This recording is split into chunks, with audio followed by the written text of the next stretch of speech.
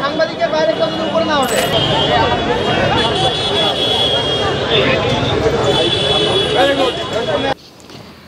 ঝিনাইদহ ৪ আসনের সংসদ সদস্য আনোয়ারুল আজিম আনার হত্যাকাণ্ড নিয়ে নতুন তথ্য আছে।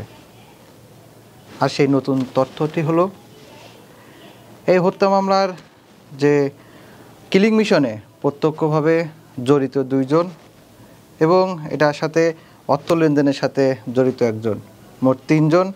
তারা কিন্তু তাদের যে ১৬৪ ধারায় দেওয়া জবানবন্দি প্রত্যাহারের জন্য আবেদন করেছেন। ঝিনাইদহ জেলা আওয়ামী লীগের ত্রাণ ও সমাজ কল্যাণ বিষয়ক সম্পাদক কাজী কামাল আহমেদ ওরফে গ্যাসবাবু, শিমুল ভূঁইয়া ওরফে আমানুল্লাহ এবং তানবীর ভূঁইয়া, এই ৩ জন কিন্তু আজকে আদালতে তাদের সেই ১৬৪ ধারার জবানবন্দি প্রত্যাহারের জন্য আদালতে আবেদন করেছেন এবং সেই সাথে রিমান্ডে থাকা অবস্থায় তারা অসুস্থ হয়ে পড়েছেন। সে কারণে তাদেরকে হাসপাতালে পাঠানোর জন্য আবেদন করেছেন। অপরদিকে শিলাস্তি রহমানের যে আইনজীবী আছেন তিনিও কিন্তু আজকে তার জামিন চেয়েছিলেন, তবে আদালত তার জামিন নামঞ্জুর করে জেলখানায় প্রেরণ করেছেন আবারও। অপরদিকে সর্বশেষ গ্রেপ্তারকৃত সিয়াম এবং মুস্তাফিজ, তাদেরকে গ্রেপ্তার করেছে সর্বশেষ ডিবি পুলিশ।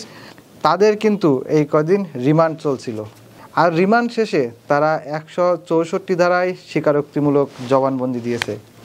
একদিকে ৩ আসামি তাদের জবানবন্দি প্রত্যাহারের জন্য আবেদন করেছে, অপরদিকে সর্বশেষ গ্রেপ্তারকৃত ২ আসামি তারা তাদের স্বীকারোক্তিমূলক জবানবন্দি দিয়েছে। আসলে এই ঘটনা কোন দিকে মোড় নিচ্ছে? কী কারণে তিনি হত্যাকাণ্ডের শিকার হলেন? কেনই বা হত্যাকাণ্ড হলেন? কারা এর সাথে সরাসরি সম্পৃক্ত? এটার আসল কারণ উদ্ঘাটন হবে কবে?